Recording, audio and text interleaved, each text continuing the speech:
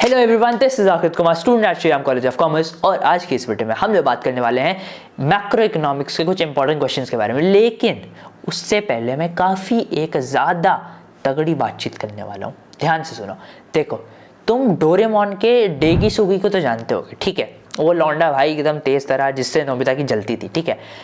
वो लौंडा भाई कैसा था, अगर तुम उसके थोड़े ट्रेड्स देखो तो भाई वो पढ़ने में भी अच्छा था, उसके नंबर एकदम बहुत अच्छे आते थे, वो खेलने में भी बहुत अच्छा था, एंड शिजुका भी उससे इंप्रेस रहती थी, ठीक है।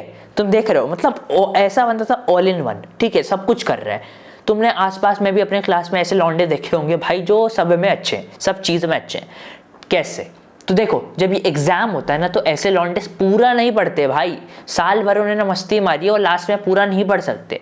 वो करते हैं इंपॉर्टेंट क्वेश्चंस। इंपॉर्टेंट क्वेश्चंस क्या होता है भाई? इंपॉर्टेंट क्वेश्चंस वो क्वेश्चन होते हैं जो एग्जाम में आने वाले हैं। ये कैसे पता चलेगा कि इंपॉर्टेंट क्वेश्चन कैसे? मैं तो तुम्हारे को बता दूंगा, बट इसके पीछे का एनालिसिस क्या था। मैंने जितने भी पास्ट सीबीएसई के पेपर्स थे सबको खोला है, एंड सभी के जितने भी रिपीटेड क्वेश्चन है जो हर बार पूछे गए हैं, जितने भी रिपीटेड टॉपिक्स थे, उन सबको मैं लेकर आया हूँ। एंड अगर तुमने ये सारे टॉपिक्स कर लिए ना, तुम्हारे को फुल में फुल लाने से कोई नहीं रोक सकता है, एकदम कोई नहीं रोक सकता।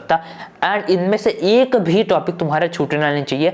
तुम बाकी सब पढ़ो ना पढ़ो, जो मैं अभी तुम्हारे को दिखाने वाला हूँ वो ज़रूर करके जाना। चलो स्टार्ट करते हैं वीडियो को। देखो, ये देखो, ये पीडीएफ तो भाई पीडीएफ तो मैं तुम्हारे को दे दूंगा, वो तुम्हारे को लिंक डिस्क्रिप्शन में मिल जाएगा व्हाट्सएप चैनल का, वहाँ से तुम ले सकते हो। बट इंपॉर्टेंट चीज़ें जो मैं यहाँ पे बताने वाला हूँ कि क्वेश्चन को अटेम्प्ट कैसे करना है, क्वेश्चन के टाइप्स क्या आते हैं, वो तुम्हारे को अभी मैं अच्छे से बताऊंगा, क्योंकि मैं सब कुछ नहीं लिख सकता भाई, उसमें बहुत डिटेल में चला जाएगा। इसीलिए मैं अभी तुम्हारे को एक्सप्लेन कर दूंगा कि एक्चुअली में क्वेश्चन पूछा कैसे जाता है, ताकि तुम्हारे को जब तुम ये पीडीएफ देखो तो तुम्हारे को पता रहे कि भाई अच्छा ओके, भैया ने ऐसे बताया कि इसके एमसीक्यू आएंगे तो मैं एमसीक्यू टाइप से पढ़ूंगा, अगर इसके लॉन्ग फॉर्म आएंगे भैया ने बोला तो लॉन्ग फॉर्म के हिसाब से पढ़ूंगा, तो उसके हिसाब से तुम देख लेना। इसलिए काफी इंपॉर्टेंट होने वाली हैं वो बातें जो अभी मैं आपको बताने वाला हूं। ध्यान से सुनना। स्टार्ट करते हैं फर्स्ट से। देखो, इंट्रोडक्टरी मैक्रो इकोनॉमिक्स एकदम चैप्टर वाइज चलेंगे, कोई नहीं कि बीच से इधर उधर क्वेश्चन लाया, नहीं, एकदम चैप्टर वाइज चलेंगे। देखो, national income and related aggregates, इसमें से जितने भी इंपॉर्टेंट क्वेश्चन हैं सिर्फ 6 हैं, बस 6 चीज़ों को कवर करना है तुम्हारे को। सबसे पहले definitions and methods of national income, income expenditure and output methods. देखो, सबसे पहले तो नेशनल इनकम का बेसिक मतलब क्या होता है ये तुम्हारे को पता होना चाहिए। उसके बाद बाकी जो 3 मेथड्स है तुम्हारे, इनका मतलब, इनका फॉर्मूला एंड इनकी इम्प्लीकेशंस तुम्हारे को पता होनी चाहिए। ये क्वेश्चन में पूछे जाते हैं।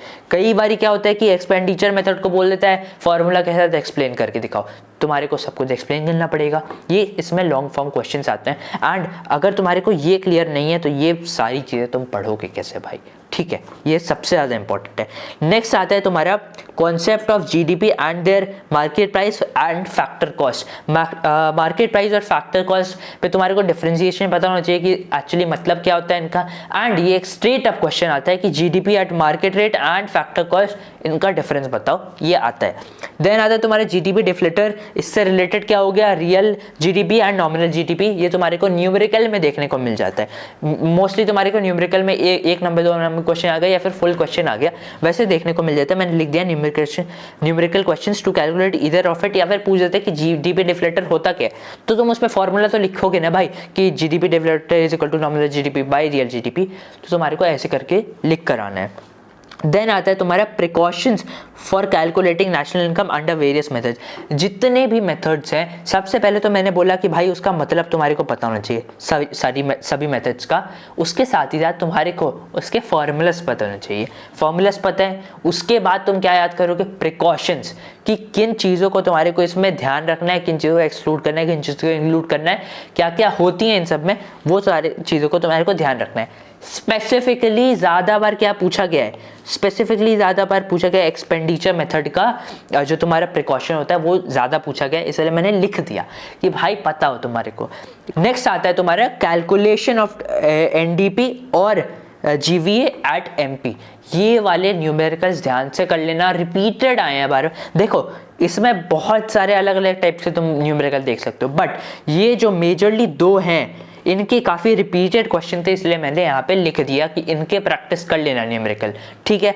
नेक्स्ट आता है तुम्हारा आइटम्स इंक्लूडेड और excluded in the estimation of national income, ये तो वही बात होगी, वही प्रिकॉशन टाइप हो गया, उसमें सारी चीज़ें आ जाएंगी। मैंने वापस से लिख दिया कि भाई आइटम जितने भी एक्सक्लूड करने हैं अलग से देख लेना, कि जितने भी आइटम्स एक्सक्लूड होते हैं वो अलग से पूछ लेते हैं एमसीक्यू फॉर्म में, कि ये लिस्ट कर देंगे सारे जितने भी आइटम है एंड बोलेंगे कि इसमें से एक्सपेंडिचर मेथड में कौन से एक्सक्लूड होता है, कौन से इंक्लूड होता है, वैसे आता है क्वेश्चन। ठीक है, नेक्स्ट आ जाओ मनी एंड बैंकिंग वाले चैप्टर में। ध्यान से सुनो, फंक्शन ऑफ मनी काफी ज्यादा पूछा गया, काफी ज्यादा क्या भाई, ये हमेशा फेवरेट क्वेश्चन है एग्जामिनर का, ये डालते ही डालते हैं। इसमें medium of exchange, store of value and unit of account, इन तीनों का फंक्शन सबसे ज्यादा पूछा गया है। मैंने वो तीनों लिख दिए कि भाई तुम्हारे को पता हो फंक्शन तो काफी सारे हैं, बट जो बार बार रिपीटेड आए हैं उनको मैंने यहाँ पे लिख दिया है। नेक्स्ट आता है तुम्हारा कॉन्सेप्ट ऑफ मनी सप्लाई। पहले तो मनी सप्लाई होता क्या है सब कुछ तुम्हारे को समझना है, उसके बाद M1 constituents of money supply तुम्हारे को पढ़ के जाना है कि कौन से इंक्लूड होते हैं M1 में। नेक्स्ट आता है तुम्हारा role and function of RBI. RBI का जो रोल एंड फंक्शन है अच्छे से करके जाना। फुल लॉन्ग फॉर्म क्वेश्चंस आते हैं इसके, including monetary policy tools like CRR, SLR, repo rate. तो तुम्हारे को ऐसे क्वेश्चन फुल क्वेश्चन आते हैं कि सारे लिस्ट करने एंड सभी को एक्सप्लेन करना है, या फिर ऐसे देता है कि अगर आरबीआई ने CRR बढ़ाया या आरबीआई ने CRR घटाया तो क्या इम्पैक्ट पड़ेगा मनी सप्लाई पे। तो ऐसे क्वेश्चंस आते हैं, मैंने अलग से यहाँ पे मेंशन कर दिया है कि इम्पैक्ट तुम्हारे से पूछते हैं डायरेक्ट क्वेश्चन में। ठीक है, इसमें ओपन मार्केट ऑपरेशंस कई बार पूछा गया इसलिए मैंने लिख दिया है, बट तुम्हारे को सभी पढ़ने हैं, इंपॉर्टेंट है। नेक्स्ट आता है तुम्हारा, यहाँ पे देखो, explain the banker to the government function of RBI. कई बार पूछा गया इसलिए मैंने यहाँ पे मेंशन कर दिया कि भाई कृपया करके इसे मत भूल जाना। ठीक है, नेक्स्ट आता है तुम्हारा मनी क्रिएशन वाला।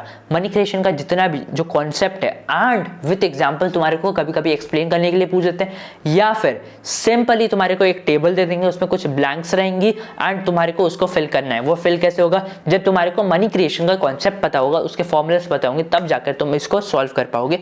तो ऐसे क्वेश्चन आते हैं। ठीक है, एमसीक्यू फॉर्म में भी, या फिर तुम्हारे को पूरा लॉन्ग फॉर्म क्वेश्चन दे देगा कि भाई पूरा एक्सप्लेन करो money creation with an example. तुम्हारे को ये आना चाहिए। नेक्स्ट आता है determination of income and employment. ठीक है, इसके काफी important questions, concept of multiplier and its effect on national income. Multiplier का जो कॉन्सेप्ट है वो तुम्हारे को बहुत अच्छे से पता होना चाहिए, क्वेश्चन आता ही आता है इस टॉपिक से। ठीक है, विद एग्जांपल यहाँ पे मैंने एक्सप्लेन कर दिया है, लिख दिया है कि भाई एग्जांपल इसमें से पूछ देते हैं कि एग्जाम्पल के साथ एक्सप्लेन करना है। देन आता है ex ante and ex post investment and saving. इसके मतलब तुम्हारे को पता होना चाहिए, मीनिंग पता होना चाहिए। एमसीक्यू में कभी कभी पूछ देता है कि भाई एक्स एंटे एंड एक्स पोस्ट का मतलब क्या है, एंड तुम्हारे को कई सारे ऑप्शन देंगे, तुम्हारे को सही सेलेक्ट करना है। नेक्स्ट आता है तुम्हारा derivation of saving curve from consumption curve या फिर वाइस वर्सा। तुम्हारे को बोल देगा सेविंग कर्व डिराइव करना है फ्रॉम कंजम्पशन कर्व, या फिर उल्टा कंजम्पशन कर्व डिराइव करना है फ्रॉम सेविंग कर्व। तो ऐसा तुम्हारे को देखने को मिल जाते हैं क्वेश्चन, लॉन्ग फॉर्म क्वेश्चन। ठीक है, देन आता है concept of inflationary and deflationary gap. इनका मतलब क्या होता है and how to correct it. Inflationary and deflationary को करेक्ट कैसे करना है, इनके मॉनेटरी या फिर फिजिकल पॉलिसी तुम्हारे को लॉन्ग फॉर्म क्वेश्चंस में देखने को मिल जाता है। नेक्स्ट आता है equilibrium level of income given the consumption function and investment. तुम्हारे को कंजम्पशन फंक्शन दे देंगे एंड तुम्हारे को इन्वेस्टमेंट दे देंगे और बोलेंगे कि equilibrium level of income calculate करके दिखाओ। तो तुम्हारे को ऐसे क्वेश्चंस बार बार रिपीटेड देखने को मिलते हैं बोर्ड एग्जाम में। नेक्स्ट चैप्टर आने से पहले मैं बता देता हूँ कि अगर तुम्हारे को और कुछ भी मटेरियल चाहिए तुम कमेंट कर दो, मैं वो लेकर आऊँगा। कुछ भी चाहिए भाई, कुछ भी नोट्स चाहिए या फिर इंपॉर्टेंट क्वेश्चंस किसी और सब्जेक्ट के चाहिए, या फिर अगर तुम्हारे को सैम्पल पेपर चाहिए, मॉक टेस्ट वगैरह, सब कुछ जो भी चाहिए यार तुम कमेंट कर देना, मैं ज़रूर से लेकर आऊँगा। तुम्हारा फुल ध्यान रखा जाएगा, तुम्हारे नंबर बस आने चाहिए पूरे के पूरे। ठीक है, देखो अब आओ गवर्नमेंट बजट एंड इकोनॉमी पे आ जाते हैं हम। ये देखो components of government budget, revenue and capital receipt and expenditure इनके, ये तुम्हारे को अच्छे से, मतलब इस चैप्टर में तुम ये वाला पार्ट मिस नहीं कर सकते, बिल्कुल जरूरी है। थोड़ा बड़ा है बट मतलब कभी कभी बच्चे कंफ्यूज भी हो जाते हैं एक्सपेंडिचर और रेवेन्यू वाले में पार्ट में, लेकिन तुम्हारे को इसको ढंग से पढ़ के जाना है भाई, बहुत इंपॉर्टेंट है, क्वेश्चन हमेशा आता ही आता है। नेक्स्ट आता है तुम्हारे देखो objectives of government budget. Objectives of government budget काफी सारे दे रखे हैं, बट इंपॉर्टेंट जो हर बार रिपीटेडली पूछा गया है, allocation of resources, redistribution of income and economic stability, हर बार पूछा गया है, इसीलिए मैंने यहाँ पे स्पेसिफिकली लिख दिया है। लॉन्ग फॉर्म क्वेश्चंस आते हैं भाई। नेक्स्ट आता है तुम्हारा जितने भी यहाँ पे दे रखे हैं, physical deficit, revenue deficit, primary deficit and इनके इम्प्लीकेशन तुम्हारे को पढ़ के जाना है, मतलब इनका मीनिंग एंड इम्प्लीकेशन तुम्हारे को पढ़ के जाना है। पूछा जाता है इनमें से कोई भी एक पूछ देता है या फिर लिस्ट कर देते हैं कि right a short note on this this and this and this, तो ऐसे क्वेश्चंस तुम्हारे को देखने को मिलते हैं। नेक्स्ट आता है बीओपी का, जो तुम्हारा लास्ट यूनिट है। बीओपी में इंपॉर्टेंट क्या है, देखो autonomous and accommodating transactions, direct question आता है कि इनके डिफरेंसेस पॉइंटर्स में एक्सप्लेन करने तुम्हारे को, तो ये तुम्हारे को ध्यान से पढ़ के जाना है। नेक्स्ट आता है तुम्हारा effects of currency depreciation and appreciation on BOP, MCQ भी देखने को मिल जाता है, लॉन्ग फॉर्म भी देखने को इसमें मिल जाता है तुम्हारे को। नेक्स्ट आता है structure of BOP account, BOP account का पूरा जो स्ट्रक्चर है, करंट अकाउंट कैसे होता है, कैपिटल अकाउंट कैसे होता है, वो तुम्हारे को बोल देते कि बनाओ, दिखाओ एंड सारे एलिमेंट्स उसमें डाल के दिखाओ, ठीक है। तो वो तुम्हारे को याद रखना है, उसका पूरा जो स्ट्रक्चर है अकाउंट का, कि कैपिटल अकाउंट पहले, करंट अकाउंट बाद में, वो सभी चीजें तुम्हारे को बढ़ के जानी है, याद होना चाहिए। एंड अच्छे से देख लेना कि भाई कौन से एलिमेंट कहाँ इंक्लूड होते हैं, कहाँ इंक्लूड नहीं होते। गलतियां करते हो भाई तुम, करंट अकाउंट की चीज़ें कैपिटल अकाउंट में लिख दोगे तो नंबर कट जाएंगे, ध्यान रखना उसका। नेक्स्ट आता है तुम्हारा numerical problems on calculating balance on current accounts, current account का बैलेंस कैलकुलेट करने के लिए कुछ क्वेश्चंस मेरे को इसमें देखने को मिले थे पास्ट क्वेश्चंस में, इसलिए मैंने यहाँ पे तुम्हारे को मेंशन कर दिया कि भाई इंपॉर्टेंट है, पढ़ लेना, इसका क्वेश्चंस कर लेना। न्यूमेरिकल जो तुम्हारे बुक में, बुक्स कौन सी भाई, संदीप का देख लेना है अगर तुम्हारे को है, TR जैन वगैरह होते हैं इकोनॉमिक्स के। मुझे पर्सनली संदीप पर काफ़ी पसंद है, बुक की लैंग्वेज काफ़ी अच्छी है, नंबर ऑफ क्वेश्चंस काफ़ी सारे हैं, तो वहाँ से तुम कर सकते हो, वरना जो तुम्हारा बुक है वो भी तुम फॉलो कर सकते हो, ठीक है। ये तो था भाई पूरा मैक्रो इकोनॉमिक्स का। इंडियन इकोनॉमिक्स का अगर चाहिए तो वो भी बता देना, कमेंट कर देना। And follow me on Instagram, वहाँ पे तुम अपने personal doubts related to CUET board exam जो भी है यार, तुम्हारे को अगर कोई डाउट हो रहा है, फॉलो मी ऑन इंस्टाग्राम, वहाँ पे तुम मेरे को टेक्स्ट कर सकते हो and I surely try to reply, क्योंकि भाई बहुत सारे हो जाते हैं, तो आई ट्राई टू रिप्लाई कि भाई जितने भी रिलेवेंट क्वेश्चंस होंगे मैं सबका रिप्लाई कर दूंगा।